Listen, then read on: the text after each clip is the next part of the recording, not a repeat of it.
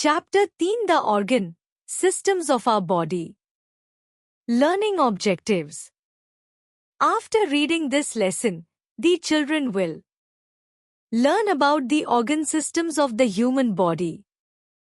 Learn the functions of the main organs of the human body. शिक्षण उद्देश्य.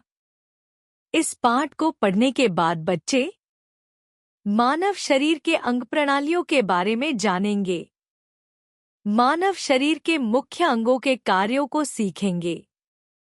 इन शिक्षण उद्देश्यों में बच्चों को मानव शरीर की ऑर्गन सिस्टम्स की डिटेल्ड अंडरस्टैंडिंग दी जाएगी. वे यह जानेंगे कि शरीर के विभिन्न सिस्टम्स जैसे डाइजेस्टिव सिस्टम, सर्कुलेटरी सिस्टम और रेस्पिरेटरी सिस्टम कैसे काम करते हैं. इसके साथ ही वे शरीर के प्रमुख अंगों जैसे हृदय, मस्तिष्क, फेफड़े और यकृत के कार्यों को समझेंगे. यह ज्ञान उन्हें उनके शरीर की संरचना और फंक्शन को बेहतर तरीके से समझने में मदद करेगा. Our body has mainly two kinds of organs, external organs and internal organs. हमारे शरीर में मुख्य रूप से दो प्रकार के अंग होते हैं, बाहरी अंग और आंतरिक अंग. इस पैराग्राफ में बताया गया है कि मानव शरीर के अंगों को दो श्रेणियों में विभाजित किया जा सकता है. बाहरी अंग वे होते हैं जिन्हें हम अपनी आँखों से देख सकते हैं, जैसे हाथ, पैर, आँखें और नाक. दूसरी ओर आंतरिक अंग शरीर के अंदर होते हैं, जैसे दिल, फेफड़े, जिगर और किडनी. ये अंग महत्वपूर्ण कार्य करते हैं. इन दोनों प्रकार के अंगों का सही काम करना शरीर के सामान्य स्वास्थ्य और क्रियाकलाप के लिए आवश्यक है. You already know the names and functions of the external organs. In this lesson, we will learn about the internal organs of our body. To know the internal organs, we will study about the main systems of our body. आप पहले से ही बाहरी अंगों के नाम और कार्य जानते हैं. इस पाठ में हम अपने शरीर के आंतरिक अंगों के बारे में जानेंगे. आंतरिक अंगों को जानने के लिए हम अपने शरीर की मुख्य प्रणालियों के बारे में अध्ययन करेंगे. Fact file. When you were born, you had about 350 bones. But by the time you finish growing, there will be only 206 bones inside you. As you grow, some of your smaller bones join together to make bigger ones. तथ्य file. जब आप पैदा हुए थे, तब आपके शरीर में लगभग 350 हड्डियां थी. लेकिन जब आप बड़े होंगे, तब आपके शरीर में केवल 206 हड्डियां ही बची होंगी. जैसे जैसे आप बड़े होते हैं, आपकी कुछ छोटी हड्डियां आपस में मिलकर बड़ी हड्डियां बनाती हैं. एक skeletal system. The skeletal system is made up of bones. Bones are hard. They are made up of the mineral calcium phosphate. Kankali प्रणाली. कंकाली प्रणाली हड्डियों से बनी होती है. हड्डियां कठोर होती हैं. ये कैल्शियम फॉस्फेट नामक खनिज से बनी होती हैं. इस पैराग्राफ में बताया गया है कि कंकाली प्रणाली मानव शरीर का एक महत्वपूर्ण हिस्सा है, जो हड्डियों के समूह से मिलकर बनती है. हड्डियां न केवल कठोर होती हैं, बल्कि ये शरीर को एक संरचना और समर्थन भी प्रदान करती हैं.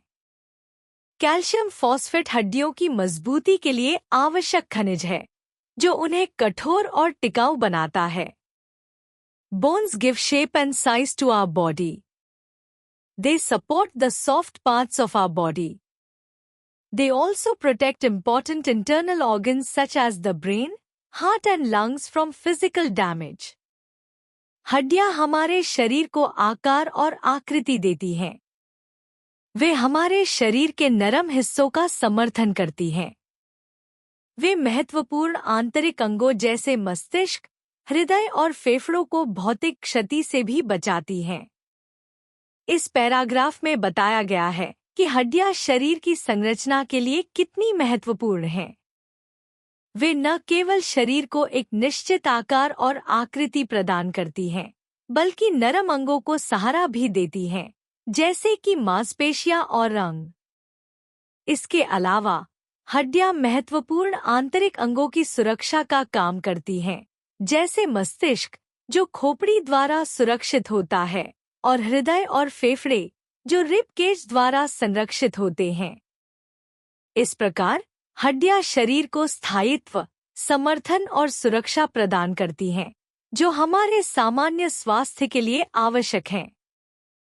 There are about 206 bones in an adult.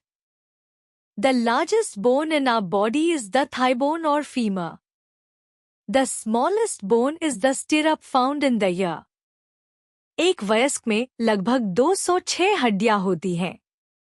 हमारे शरीर की सबसे बड़ी हड्डी जांघ की हड्डी या फीमर होती है। सबसे छोटी हड्डी कान में पाई जाने वाली स्टिरअप होती है। इस पैराग्राफ में बताया गया है कि मानव शरीर में हड्डियों की संख्या और उनके आकार के बारे में जानकारी है। वयस्क मानव में लगभग 206 हड्डियां होती हैं, जो विभिन्न आकारों और कार्यों में होती हैं। जांघ की हड्डी, फीमर, शरीर की सबसे बड़ी हड्डी है, जो हमारे पैरों को समर्थन देती है और चलने में मदद करती है। दूसरी ओर, कान में मौजूद स्टिरअप हड्डी शरीर की सबसे छोटी हड्डी होती है, जो सुनने की प्रक्रिया में महत्वपूर्ण भूमिका निभाती है। 2. Muscular system. The muscular system is made up of muscles. Most muscles are joined with the bones. Muscles and bones are responsible for all our body's movements. They help us in doing various works like walking, running, playing, lifting, pushing and writing. मांसपेशीय प्रणाली। मांसपेशीय प्रणाली मांसपेशियों से बनी होती है। अधिकांश मांसपेशियां हड्डियों के साथ जुड़ी होती हैं। मांसपेशियां और हड्डियां हमारे शरीर की सभी गतिविधियों के लिए जिम्मेदार होती हैं। वे हमें चलने, दौड़ने, खेलने, उठाने, धक्का देने और लिखने जैसे विभिन्न कार्य करने में मदद करती हैं।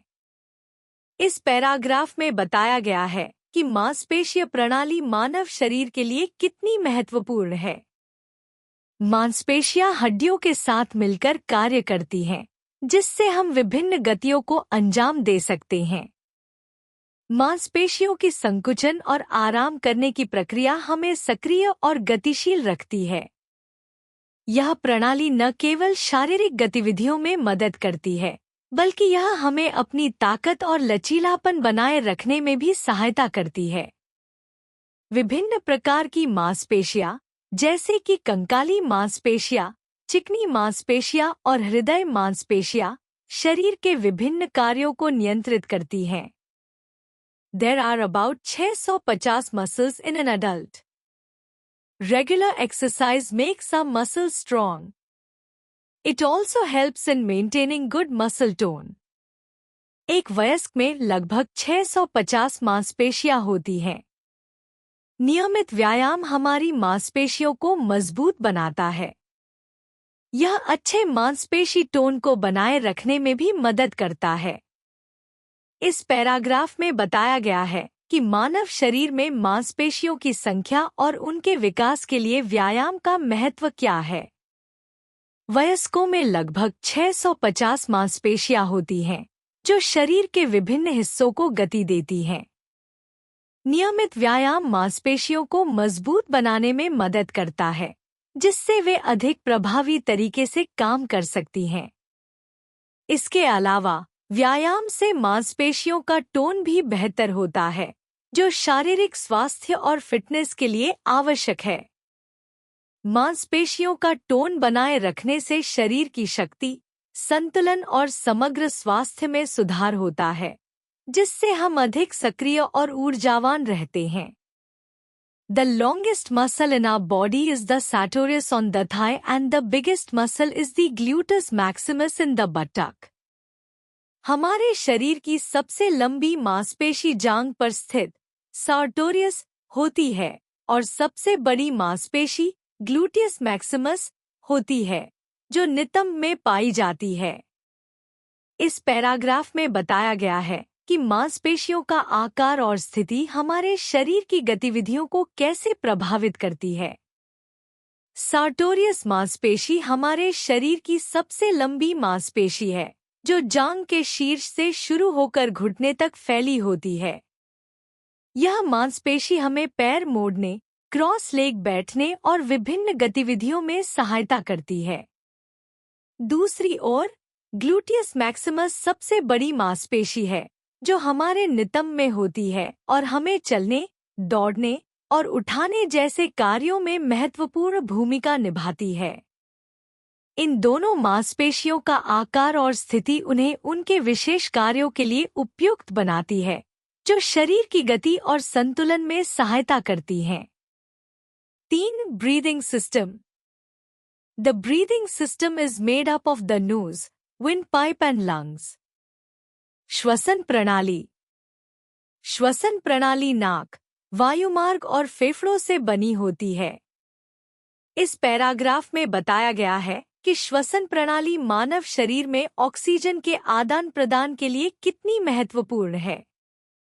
नाक हवा को प्रवेश करने का पहला स्थान है जहां यह गर्म, नम और साफ होती है। इसके बाद वायुमार्ग, विंडपाइप के माध्यम से हवा फेफड़ों तक पहुंचती है जहां ऑक्सीजन का अवशोषण होता है। फेफड़े श्वसन प्रणाली के मुख्य अंग हैं जो रक्त में ऑक्सीजन डालने और कार्बन डाइऑक्साइड को बाहर निकालने का काम करते हैं। We breathe in air through the nose or mouth. The air goes down our windpipe and finally to our lungs. The lungs are like two big sponges. हम हवा को नाक या मुंह के माध्यम से अंदर लेते हैं। हवा हमारे वायुमार्ग, विंडपाइप के जरिए नीचे जाती है और अंततः फेफड़ों में पहुंचती है। फेफड़े दो बड़े स्पंज के समान होते हैं। इस पैराग्राफ में बताया गया है कि श्वसन प्रक्रिया कैसे होती है। जब हम हवा को नाक या मुंह से लेते हैं तो यह सबसे पहले वायुमार्ग में जाती है जो इसे फेफड़ों तक पहुंचाती है। फेफड़े अपनी संरचना के कारण स्पंज की तरह होते हैं जिससे वे हवा को आसानी से पकड़ सकते हैं। फेफड़ों में मौजूद छोटी छोटी वायु कोशिकाएं, एल्वियोली, ऑक्सीजन का अवशोषण करती हैं और कार्बन डाइऑक्साइड को बाहर निकालती हैं। इस प्रकार श्वसन प्रक्रिया हमारे शरीर के लिए आवश्यक ऑक्सीजन प्राप्त करने और अपशिष्ट गैसों को निकालने में महत्वपूर्ण भूमिका निभाती है। The lungs have many thin tubes called blood vessels. The oxygen from the air goes into these blood vessels. It is then carried to different parts of the body through the blood. The oxygen burns the food we eat and releases energy. At the same time, carbon dioxide enters the lungs that goes out of the body when we breathe out. फेफड़ों में कई पतली नलिकाएं होती हैं जिन्हें रक्तवाहिकाएं, blood vessels कहा जाता है। हवा से ऑक्सीजन इन रक्तवाहिकाओं में जाती है। फिर इसे रक्त के माध्यम से शरीर के विभिन्न हिस्सों में ले जाया जाता है। ऑक्सीजन हमारे द्वारा खाए गए भोजन को जलाती है और ऊर्जा मुक्त करती है। इसी समय कार्बन डाइऑक्साइड फेफड़ों में प्रवेश करती है जो हम सांस छोड़ते समय शरीर से बाहर निकल जाती है। इस पैराग्राफ में बताया गया है कि फेफड़े किस प्रकार से ऑक्सीजन को रक्त में परिवर्तित करते हैं और ऊर्जा उत्पादन में सहायता करते हैं। फेफड़ों में मौजूद रक्तवाहिकाएं ऑक्सीजन को अवशोषित करती हैं, जो फिर शरीर के अन्य अंगों तक पहुंचाई जाती है। यह ऑक्सीजन शरीर के लिए आवश्यक ऊर्जा उत्पादन में सहायक होती है, क्योंकि यह भोजन के पाचन में महत्वपूर्ण भूमिका निभाती है। साथ ही जब हम सांस छोड़ते हैं तो कार्बन डाइऑक्साइड, जो कि एक अपशिष्ट उत्पाद है, बाहर निकल जाती है। इस प्रक्रिया से हमारे शरीर का संतुलन बना रहता है, जिससे हम स्वस्थ रह सकते हैं। 4. Digestive system. The main organs of the digestive system are mouth, food pipe, stomach, small intestine, large intestine and the anus. पाचन प्रणाली। पाचन प्रणाली के मुख्य अंग मुंह, भोजन नली, फूड पाइप, पेट, छोटे आंत, बड़े आंत और गुदा, एनस होते हैं। इस पैराग्राफ में बताया गया है कि पाचन प्रणाली मानव शरीर के लिए कितनी महत्वपूर्ण है। मुंह से खाना चबाने और लार के साथ मिलकर भोजन का पहला पाचन शुरू होता है। इसके बाद भोजन नली एसोफेगस के माध्यम से पेट में पहुंचता है। पेट में भोजन को पचाने के लिए हाइड्रोक्लोरिक एसिड और एंजाइम्स का उपयोग होता है। इसके बाद पाचन का अगला चरण छोटी आंत स्मॉल इंटेस्टिन में होता है, जहां पोषक तत्वों का अवशोषण किया जाता है। फिर अनावश्यक पदार्थ बड़े आंत लार्ज इंटेस्टिन में पहुंचते हैं, जहां पानी अवशोषित किया जाता है और अपशिष्ट का निर्माण होता है। अंत में यह अपशिष्ट गुदा के माध्यम से शरीर से बाहर निकलता है। The food we eat is chewed in our mouth through the teeth. It is mixed with saliva. Saliva makes the food soft. Then it goes down the food pipe into the stomach. The stomach is located on the left side of our body. It is a muscular bag. When the food enters the stomach, it expands and contracts. हम जो भोजन खाते हैं उसे मुंह में दांतों के माध्यम से चबाया जाता है। इसे लार के साथ मिलाया जाता है। लार भोजन को नरम बनाती है। फिर यह भोजन नली फूड पाइप के माध्यम से पेट में चला जाता है। पेट हमारे शरीर के बाईं ओर स्थित होता है। यह एक पेशीदार थैली मस्कुलर बैग है। जब भोजन पेट में प्रवेश करता है तो यह फैलता है और संकुचन करता है। इस पैराग्राफ में बताया गया है कि पाचन प्रक्रिया का प्रारंभ मुंह से होता है। मुंह में भोजन को चबाने के दौरान दांत उसे छोटे टुकड़ों में काटते हैं और लार उसे नरम बनाती है, जिससे पाचन में आसानी होती है। इसके बाद भोजन नली के माध्यम से पेट में पहुंचता है, जो बाईं ओर होता है। पेट एक मांसपेशियों की थैली है जो भोजन को पचाने में मदद करती है। जब भोजन पेट में पहुंचता है तो पेट उसकी मात्रा के अनुसार फैलता है और फिर उसे पचाने के लिए संकुचन करता है। इस प्रक्रिया में पेट में मौजूद एसिड और एंजाइम भोजन को तोड़कर पोषक तत्वों को मुक्त करते हैं, जो आगे की पाचन प्रक्रिया के लिए आवश्यक हैं। Due to contraction and relaxation of the stomach muscles, the food breaks into small pieces. Here the food also gets mixed with digestive juices called gastric juices. These juices help in the digestion of the food. This half-digested food is called chyme. It moves to the small intestine. Here the food is digested and useful particles of the food are absorbed by the blood. The undigested food goes into the large intestine. It comes out through the anus when we go to the toilet. पेट की मांसपेशियों के संकुचन और विश्राम के कारण भोजन छोटे टुकड़ों में टूट जाता है।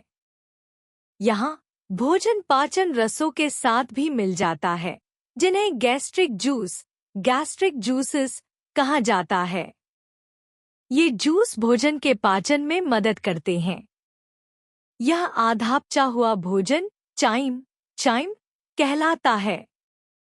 यह छोटे आंत स्मॉल इंटेस्टिन की ओर बढ़ता है। यहाँ भोजन का पाचन होता है और भोजन के उपयोगी कणों को रक्त द्वारा अवशोषित किया जाता है। अपच भोजन बड़े आंत लार्ज इंटेस्टिन में जाता है। यह गुदा एनस के माध्यम से बाहर आता है जब हम शौच के लिए जाते हैं। इस पैराग्राफ में बताया गया है कि पेट में भोजन का पाचन कैसे होता है। पेट की मांसपेशियों के लगातार संकुचन और विश्राम से भोजन छोटे टुकड़ों में टूटता है। गैस्ट्रिक जूस के साथ मिलकर ये रस भोजन को तोड़ते हैं और उसे पचाने में सहायता करते हैं। आधा पचा हुआ भोजन चाइम के रूप में छोटी आंत में पहुंचता है, जहां पोषक तत्वों का अवशोषण होता है। ये पोषक तत्व रक्त में मिलकर पूरे शरीर में वितरित होते हैं। इसके बाद जो भोजन पच नहीं पाता वह बड़े आंत में चला जाता है, जहां पानी अवशोषित होता है और अंततः अपशिष्ट पदार्थ गुदा के माध्यम से बाहर निकल जाता है। इस प्रकार पाचन प्रक्रिया शरीर के लिए आवश्यक पोषण का अवशोषण सुनिश्चित करती है और अपशिष्ट को बाहर निकालती है। Fact file: A person at rest breathes in and out about 13 times a minute. With each breath, about 500 cc of air is taken in. On average, the lungs of an adult can hold about 6 liters of air. एक व्यक्ति आराम करते समय प्रति minute लगभग 13 बार सांस लेता है। प्रत्येक सांस में लगभग 500 सीसी हवा ली जाती है। औसतन एक वयस्क के फेफड़े लगभग 6 लीटर हवा को पकड़ सकते हैं। 5. Circulatory system. The circulatory system is made up of the heart and the blood vessels. The blood is also part of the circulatory system. परिसंचरण प्रणाली. परिसंचरण प्रणाली हृदय और रक्त वाहिकाओं ब्लड वेसल्स से बनी होती है। रक्त भी परिसंचरण प्रणाली का एक हिस्सा है। इस पैराग्राफ में बताया गया है कि परिसंचरण प्रणाली मानव शरीर में कैसे कार्य करती है। हृदय एक प्रमुख अंग है जो रक्त को शरीर के विभिन्न भागों में पंप करता है। रक्त वाहिकाएं, आर्टरीज, वेन्स और कैपिलरीज हृदय से रक्त को सभी अंगों और ऊतकों तक पहुंचाने का कार्य करती है। रक्त, जो परिसंचरण प्रणाली का एक महत्वपूर्ण हिस्सा है, ऑक्सीजन, पोषक तत्व और हार्मोन जैसे महत्वपूर्ण पदार्थों को शरीर के विभिन्न हिस्सों में ले जाता है। इसके अलावा रक्त अपशिष्ट पदार्थों और कार्बन डाइऑक्साइड को शरीर से बाहर निकालने में मदद करता है।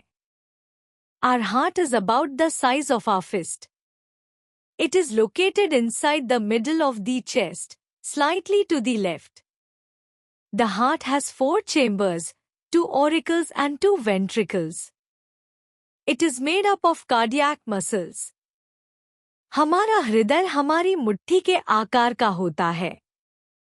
यह छाती के मध्य में थोड़ा बाईं ओर स्थित होता है।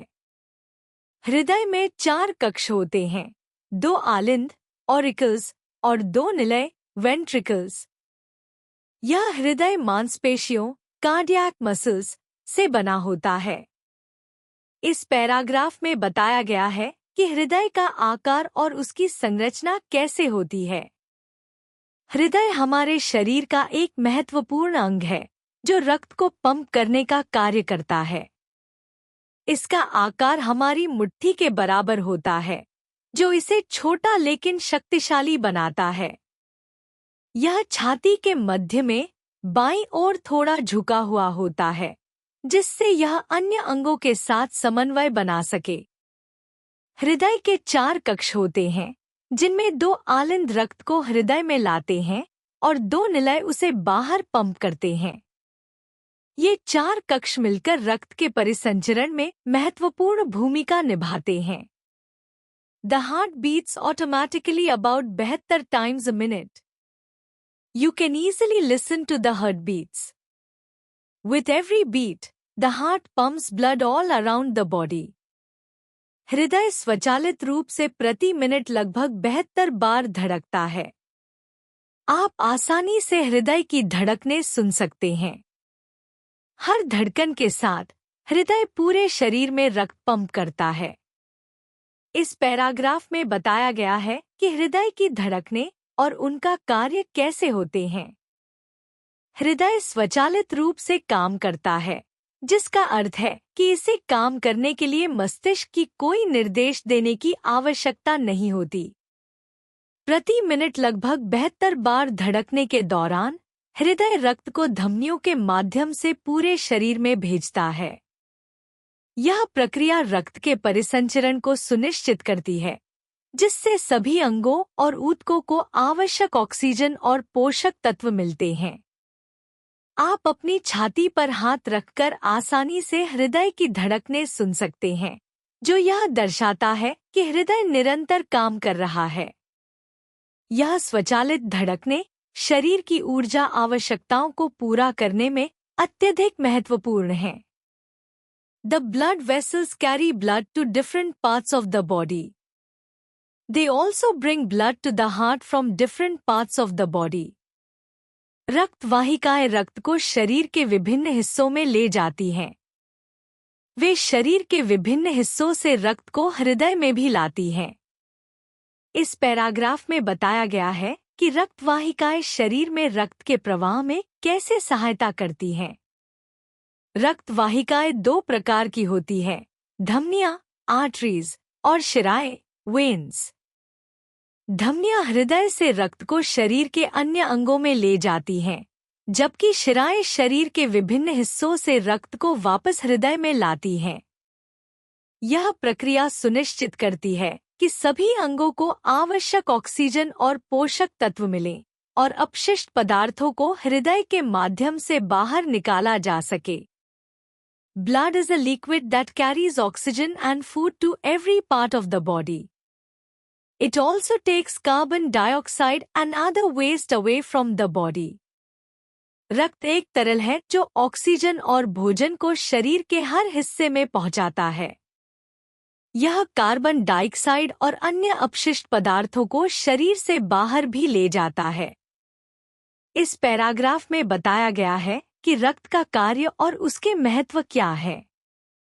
रक्त हमारे शरीर का एक महत्वपूर्ण घटक है, जो न केवल ऑक्सीजन और पोषक तत्वों को कोशिकाओं तक पहुंचाता है, बल्कि अपशिष्ट पदार्थों को भी निकालता है।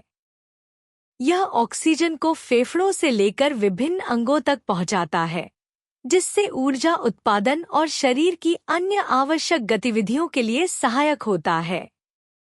साथ ही रक्त कार्बन डाइऑक्साइड और अन्य हानिकारक अपशिष्टों को शरीर से बाहर निकालने में भी महत्वपूर्ण भूमिका निभाता है, जो कि कोशिकाओं द्वारा उत्पन्न होते हैं।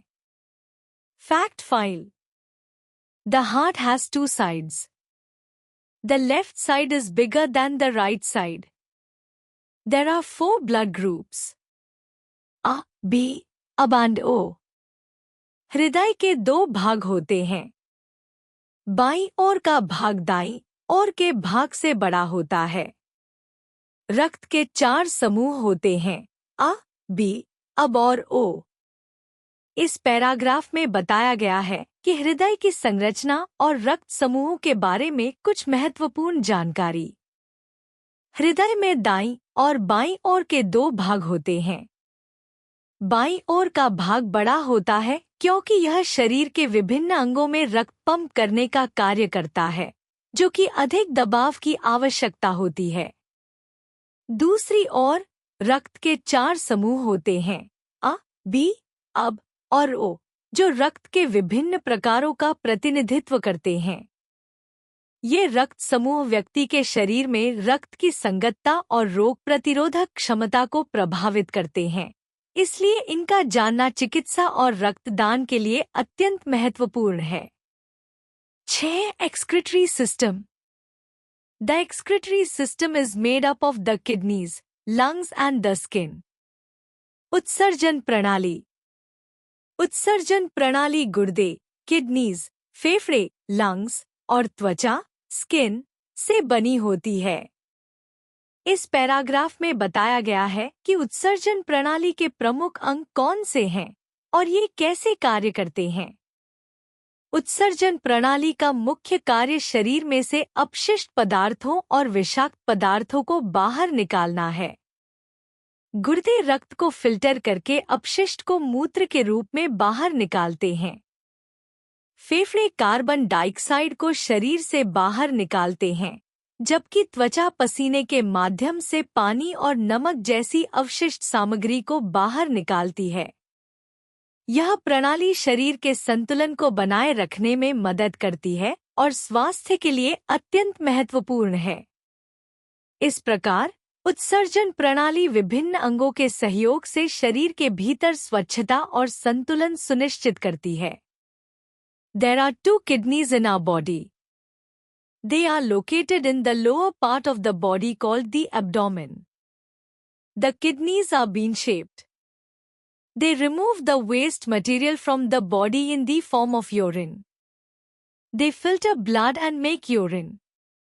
हमारे शरीर में 2 गुर्दे होते हैं।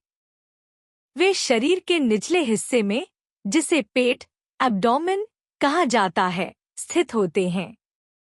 गुर्दे बीन्स के आकार के होते हैं। वे शरीर से अपशिष्ट सामग्री को मूत्र, यूरिन के रूप में निकालते हैं। वे रक्त को फिल्टर करते हैं और मूत्र बनाते हैं। इस पैराग्राफ में बताया गया है कि गुर्दों की संरचना और उनका कार्य कैसे होता है।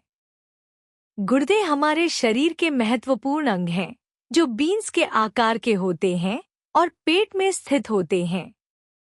ये अपशिष्ट पदार्थों को शरीर से बाहर निकालने का कार्य करते हैं। गुर्दे रक्त को फिल्टर करते हैं, जिससे हानिकारक पदार्थ और अतिरिक्त तरल पदार्थ हटाए जाते हैं। इस प्रक्रिया के परिणामस्वरूप मूत्र का निर्माण होता है, जो गुर्दों द्वारा एकत्रित होकर मूत्राशय, ब्लैडर में जमा होता है। इस प्रकार गुर्दे शरीर के स्वास्थ्य को बनाए रखने में महत्वपूर्ण भूमिका निभाते हैं। Our body does not need urine. It is stored in the urinary bladder and is expelled from the body when we go to the toilet. हमारे शरीर को मूत्र की आवश्यकता नहीं होती है। यह मूत्राशय, यूरिनरी ब्लैडर में संग्रहित होता है और जब हम शौच के लिए जाते हैं, तब इसे शरीर से बाहर निकाल दिया जाता है। इस पैराग्राफ में बताया गया है कि मूत्र का शरीर में क्या कार्य होता है और यह कैसे बाहर निकलता है। मूत्र एक अपशिष्ट उत्पाद है, जिसे गुर्दे द्वारा फिल्टर किए गए रक्त से उत्पन्न किया जाता है। क्योंकि हमारे शरीर को मूत्र की आवश्यकता नहीं होती, इसे मूत्राशय में संग्रहित किया जाता है।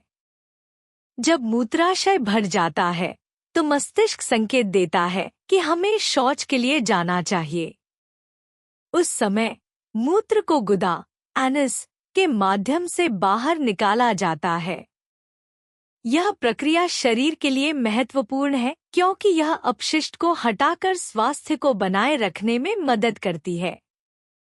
इस प्रकार मूत्राशय का कार्य मूत्र को एकत्रित करना और उसे उचित समय पर बाहर निकालना होता है। You already know about the functions of lungs. Our skin has many small pores through which sweat comes out of the body. Sweat is a waste matter.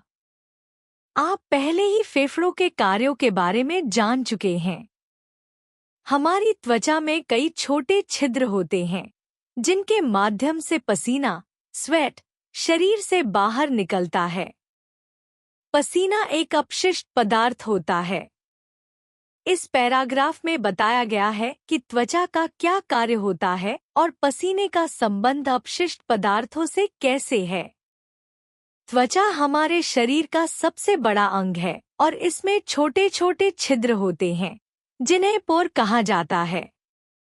जब हमारा शरीर गर्म होता है या हमें शारीरिक गतिविधि के दौरान पसीना आता है, तो ये छिद्र पसीने को बाहर निकालते हैं। पसीना मुख्य रूप से पानी और नमक का मिश्रण होता है और यह शरीर से अपशिष्ट सामग्री को निकालने का कार्य करता है। पसीने के माध्यम से शरीर के तापमान को संतुलित करने में मदद मिलती है। इस प्रकार त्वचा का कार्य केवल सुरक्षा प्रदान करना नहीं है, बल्कि यह अपशिष्ट निकालने और शरीर के तापमान को नियंत्रित करने में भी महत्वपूर्ण भूमिका निभाती है। 7. Nervous system. The nervous system is made up of the brain, the spinal cord and the nerves. तंत्रिका प्रणाली. तंत्रिका प्रणाली मस्तिष्क, ब्रेन, रीढ़ की हड्डी, स्पाइनल कॉर्ड और तंत्रिकाओं, नर्व्स से बनी होती है. इस पैराग्राफ में बताया गया है कि तंत्रिका प्रणाली के मुख्य अंग कौन से हैं और उनका कार्य क्या है. तंत्रिका प्रणाली हमारे शरीर का एक महत्वपूर्ण हिस्सा है जो संवेदी जानकारी को संसाधित करता है और शरीर के विभिन्न अंगों के बीच संचार स्थापित करता है. मस्तिष्क शरीर का नियंत्रण केंद्र होता है जहां सभी संवेदी और मोटर क्रियाओं की प्रक्रिया होती है. रीढ़ की हड्डी मस्तिष्क से संदेशों को शरीर के अन्य हिस्सों तक पहुंचाने का कार्य करती है. तंत्रिकाएं विभिन्न अंगों और मांसपेशियों से मस्तिष्क तक जानकारी पहुंचाने में मदद करती हैं. इस प्रणाली का कार्य हमें बाहरी वातावरण से संपर्क में लाना, प्रतिक्रिया देना और हमारे शरीर के समुचित कार्यों को बनाए रखना है.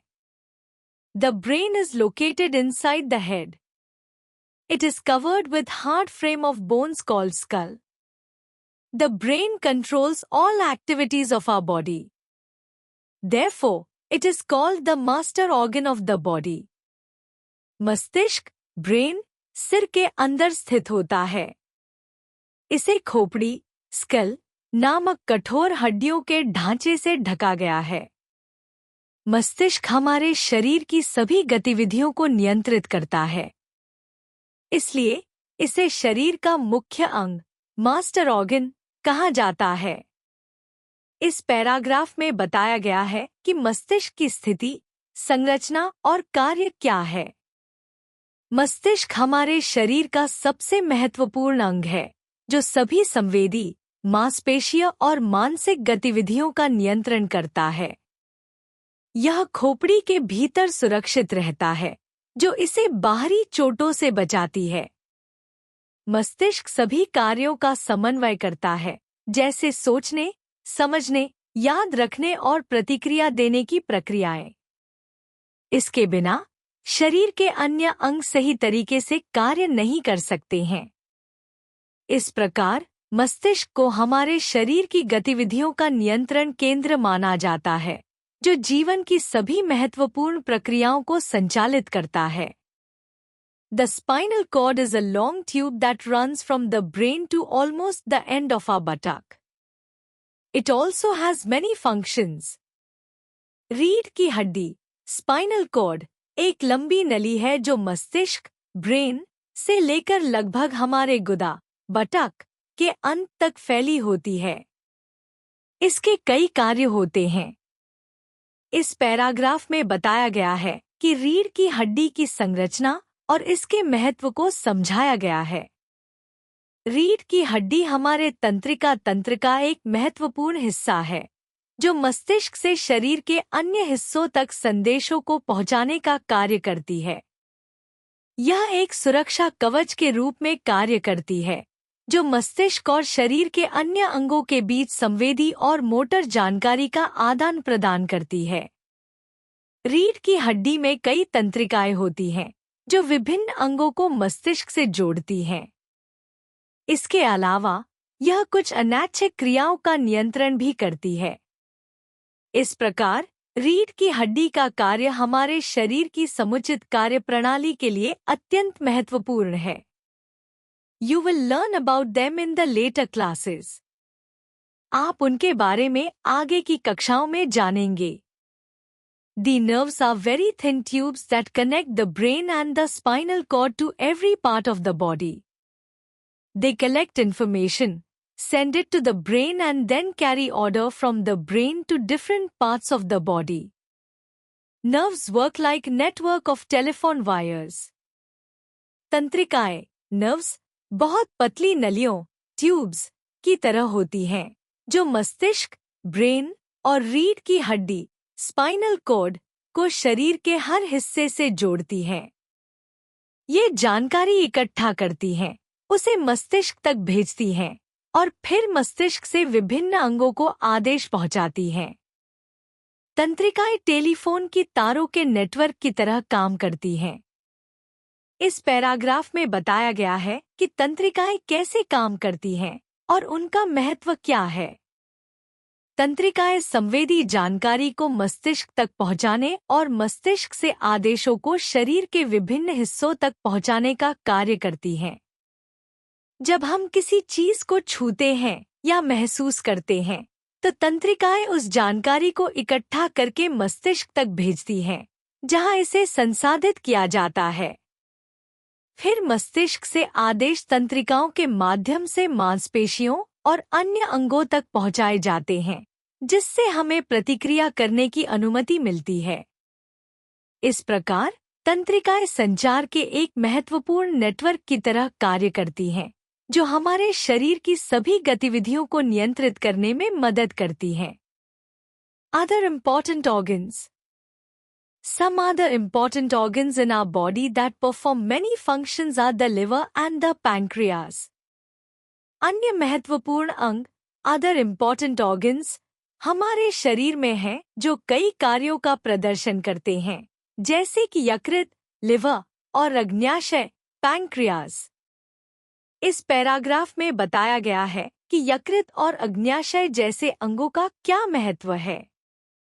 यकृत हमारे शरीर का सबसे बड़ा आंतरिक अंग है और यह शरीर में कई महत्वपूर्ण कार्य करता है, जैसे कि पोषक तत्वों को फिल्टर करना, विषाक्त पदार्थों को निकालना और ऊर्जा को संग्रहित करना। यह पाचन के लिए आवश्यक पित्त का उत्पादन भी करता है। दूसरी ओर अग्न्याशय एक ग्रंथि है जो पाचन एंजाइमों और इंसुलिन जैसे हार्मोन का उत्पादन करती है। यह रक्त में शर्करा के स्तर को नियंत्रित करने में महत्वपूर्ण भूमिका निभाता है।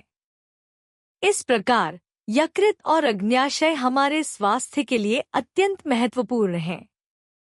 The liver is our body's biggest organ.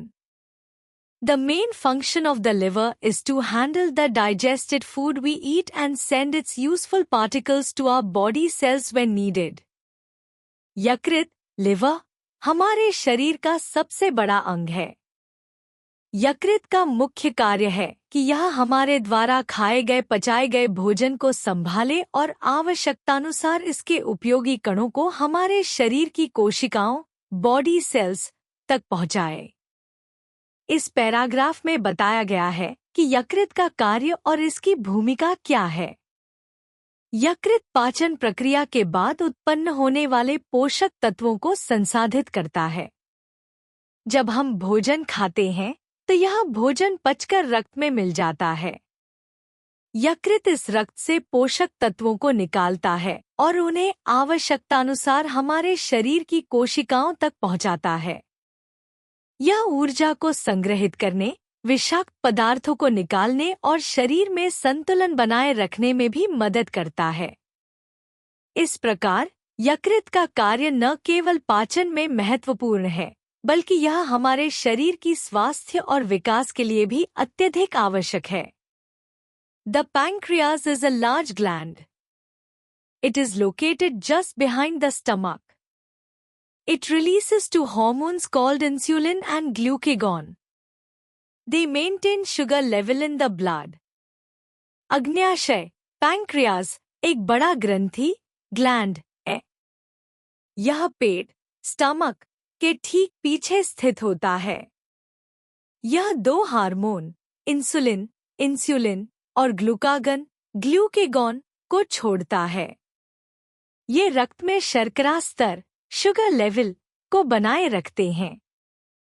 इस पैराग्राफ में बताया गया है कि अग्न्याशय का स्थान, उसकी संरचना और इसके कार्य क्या है। अग्न्याशय पाचन के लिए आवश्यक एंजाइमों का उत्पादन करता है और हार्मोन का स्राव भी करता है। इंसुलिन और ग्लूकागन दो मुख्य हार्मोन हैं जो रक्त में शर्करा के स्तर को नियंत्रित करने में महत्वपूर्ण भूमिका निभाते हैं। इंसुलिन रक्त में शर्करा के स्तर को कम करता है, जबकि ग्लूकागन इसे बढ़ाता है। जब हम भोजन करते हैं और रक्त में शर्करा की मात्रा बढ़ती है, तो अग्न्याशय इंसुलिन छोड़ता है, जिससे कोशिकाएं शर्करा को अवशोषित कर लेती हैं। इस प्रकार अग्न्याशय का कार्य हमारे शरीर में ऊर्जा संतुलन बनाए रखने और स्वास्थ्य को सुनिश्चित करने के लिए अत्यंत महत्वपूर्ण है। Our internal organs work together to keep us alive. They keep on working even when we take rest or sleep. We should, therefore, take proper care of them. हमारे आंतरिक अंग, internal organs, एक साथ मिलकर हमें जीवित रखने का कार्य करते हैं। ये तब भी काम करते रहते हैं जब हम आराम करते हैं या सोते हैं। इसलिए हमें उनका उचित ध्यान रखना चाहिए। इस पैराग्राफ में बताया गया है कि आंतरिक अंगों का एक दूसरे के साथ मिलकर कार्य करने और हमारे स्वास्थ्य के लिए उनका महत्व क्या है।